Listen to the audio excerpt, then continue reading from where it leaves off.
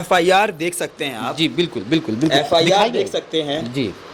BNS की धारा 70 ए में मुकदमा दर्ज हुआ है जिसमें 23 लोगों का अज्ञात में बताया गया है। जी जिससे है कि कोई किसी से लिंक नहीं आ रहा है। अच्छा, ये चीज इसके अंदर खामी दिख रही है। पूरा एफआईआर में आपको यही जो दोषी हैं सजा मिले और जो निर्दोष हैं बेचारे उनको सजा ना मिले की घटना बताई जा रही है, जिसमें बीच में ईद आती है। ईद में हमारे यहाँ सबसे ज्यादा पुलिस फोर्स को नोटिस नहीं कर रहा है, कोई उनका चिल्लाहट नहीं सुन रहा है, कोई आपत्ति दर्ज नहीं कर रहा है। ये सब चीज उसके हाथों में एफआईआर कॉपी जाता है या फिर केस जानता है तो डॉक्टर हो या फिर समझ जाता है कि सोचते होंगे कि लड़की के पक्ष में इस तरह से हो, लड़का के पक्ष में से लड़के निर्दोष हैं या फिर लड़की निर्दोष है। कैसे आप साबित कर पाएंगे? साबित देखिए, कोई भी अपराध होता है उसमें 4 चीज कॉमन होनी चाहिए। कब, क्यों, कैसे, कहाँ, ये 4 चीज। वाराणसी की घटना झकझोर के रख दिया है। जिधर आप देखेंगे सुर्खियों में तमाम, चाहे हिंदुस्तान की खबर हो या फिर आज तक हो या फिर एबीपी न्यूज हो, जिधर आप देखेंगे उधर आप 23 लड़कों ने एक लड़की के साथ गैंगरेप कर दिया है। अब ये सच्चाई क्या है ये आपको आज बताने का प्रयास करते हैं। जिस तरह से आप लोग भी जानते हैं कि 23 लोग एक लड़की के साथ अपराध करते हैं और अपराध के बाद कैसे सीधा उन्हें बताया जाता है कि अज्ञात है। हालांकि 6 लोगों को गिरफ्तार तो कर लिया है, लेकिन वो अज्ञात के साथ होगा क्या ये भी खुलासा करेंगे। आज उन अज्ञातों के वकील हमारे साथ हैं। एफआईआर कॉपी में क्या दर्शाया गया है और हकीकत क्या है ये आपको हम बताने का प्रयास करते हैं। पहले तो आपका स्वागत है सर। नमस्कार, मेरा नाम अशोक यादव है। अशोक यादव जी हैं। अशोक यादव जी पेशे से वकील हैं और इनको क्या होता है कि अज्ञात का वकील बताए कैसे अज्ञातों का केस लड़ने। हमें तो लगता है कि इतिहास के पन्नों में पहली बार होगा कि कोई व्यक्ति अज्ञात का केस लड़ेगा। कैसे आपने केस को थाम लिया? केस में बहुत खामियां हैं। खामियां देखते हुए अज्ञात में हम आए हैं। खामियां पहली चीज है इसके अंदर जो एफआईआर देख सकते हैं आप। जी बिल्कुल बिल्कुल बिल्कुल एफआईआर देख सकते हैं जी।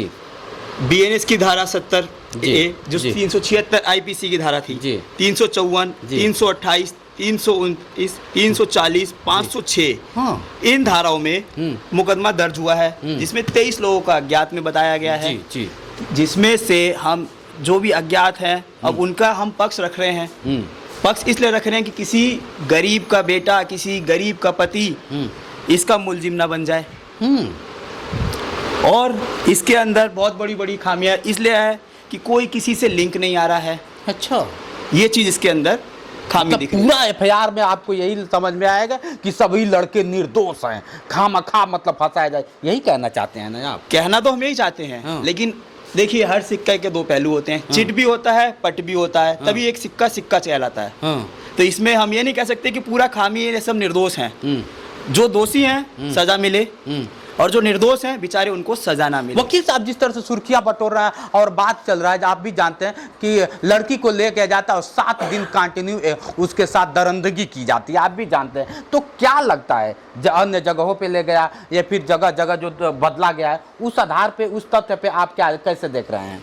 उस तथ्य पे ये देखा जा रहा है 29 तारीख की घटना बताई जा रही है जिसमें बीच में ईद आती है।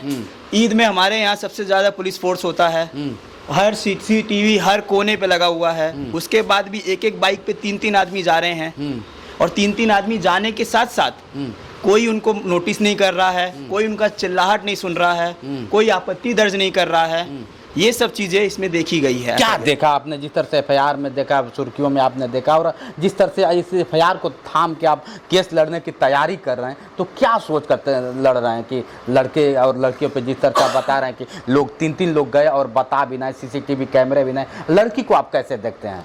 लड़की को हम सिर्फ एक भारतीय नारी के तौर पे देखते हैं, मानते हैं घटना हुई हो।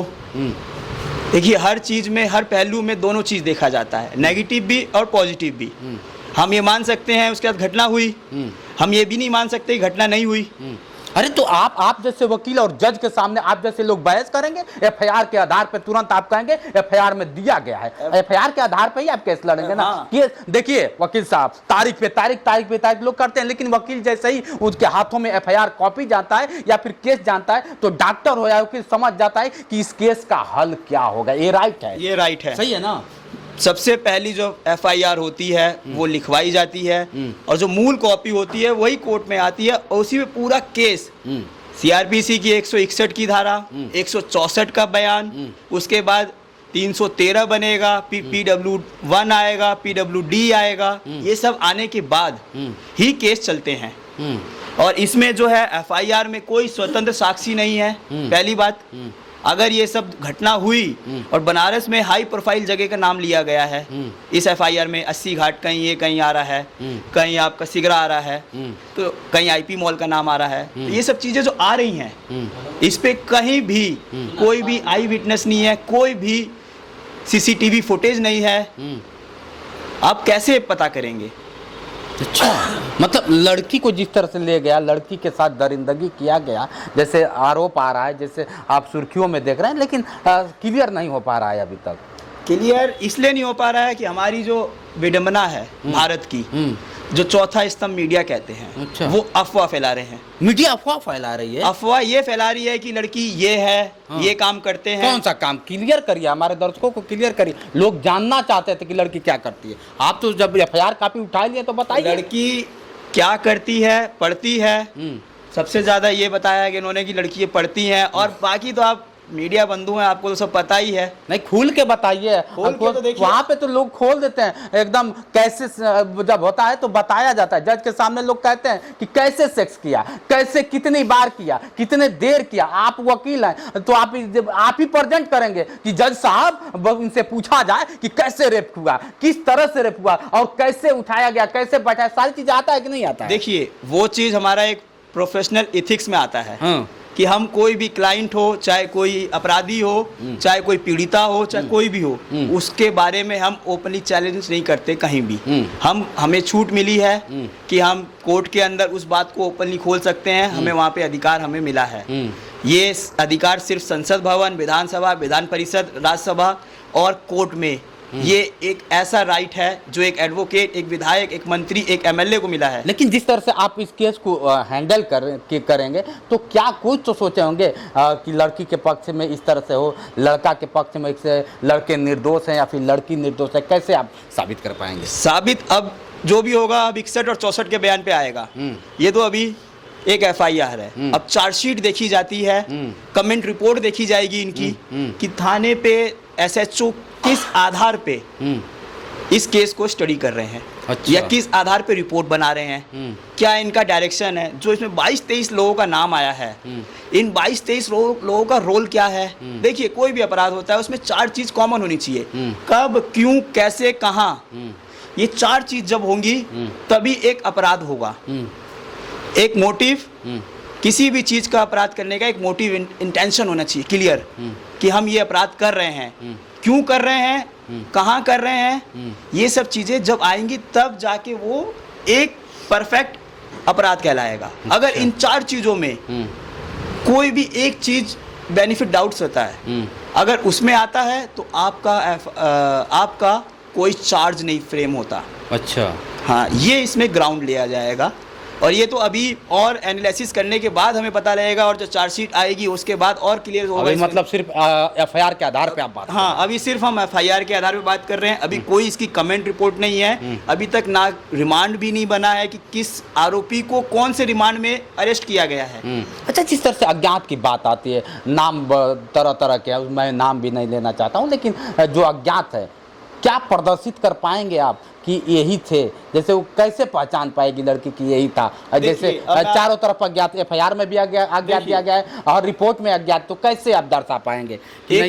एविडेंस एक्ट में साफ साफ लिखा गया है, जिस लड़की के साथ अगर रेप होता है तो परेड मार्च निकाली जाती है, जिसके अंदर जो अपराधी अरेस्ट उठाए जाते हैं वो, प्लस में जो जेल के अंदर सजा काट रहे हैं या ट्रायल में चल रहे हैं, इन सब की परेड निकाली जाए। परेड में निकालना मतलब उन सबको सामने खड़ा करके सेम हाइट लड़की से पूछा जाएगा कि कितना बड़ा लड़का था, मोटा था, पतला था, सेम उसी आधार पे लड़के लेके आया जाएगा जेल से, परेड मार्च कराई जाएगी। उस परेड के आधार पे वो लड़की बताएगी कि ये लोग मेरे साथ थे। ये निर्भया जो फेमस हुआ था 2012 में, जो बिल्कुल उसके अंदर भी सेम प्रोसेस, सेम कंडीशन के आधार पे ही फांसी की सजा हुई। एक उससे पहले एक और मैटर हुआ था, Chhawla and gang rape and murder case.